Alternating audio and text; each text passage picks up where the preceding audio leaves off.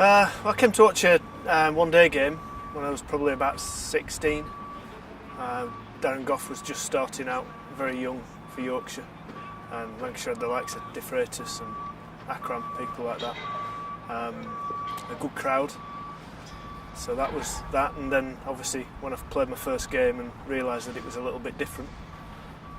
But there's always many reasons. There's obviously the different relationship between the supporters and the history of it, but you also find that you've got players in each team, various age groups who know each other. So you'll have the 20-year-olds who've played representative cricket together, and then you'll have the older lads who played together all those years ago, might have been on tour with England together, but you know the teams have always got on quite well over the years.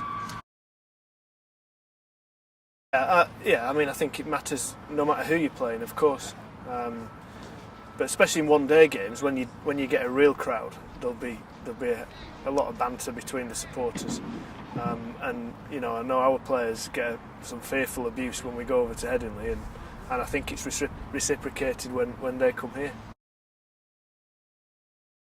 Yeah, the first one I remember was a quarter-final actually over at Headingley, and I couldn't believe the amount of people there I mean, it was more than a full house. I think too many people had actually got in that day. There were legs dangling over the top tier stand.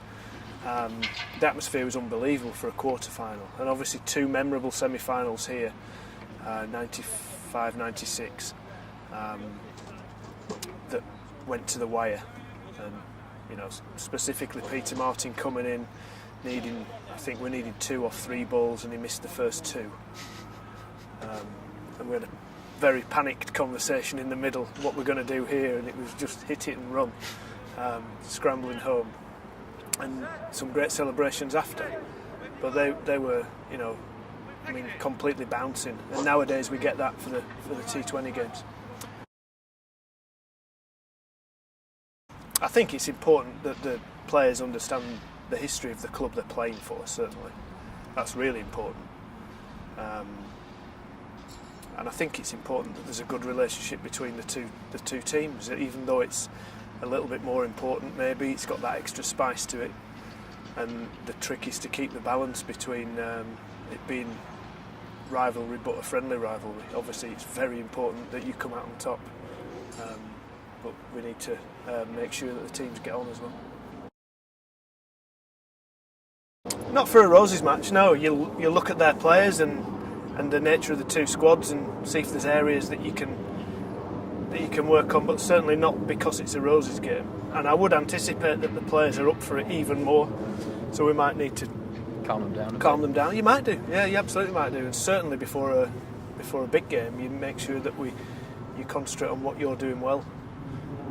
But you know, all players are different. They need to prepare in their own way. Bouncing. Yeah, properly bouncing, because you've got both sets of fans going at it. And if you're lucky enough to have a close game, it goes wild. Obviously, as a coach, I don't want a close game. I just want it over and done with about 4 overs left in our favour. Yeah. Of course it is, yeah. I mean, it's part of the reason you play the game. I wouldn't say players are intimidated, they're excited by it, but you've got to control those feelings. You've got to make sure that you get yourself in the right frame of mind, so it might be a slightly different preparation to other games. As we say, you might pump yourself up for some games, but you might need to just de-pump for that one and focus on the detail of what you're going to do.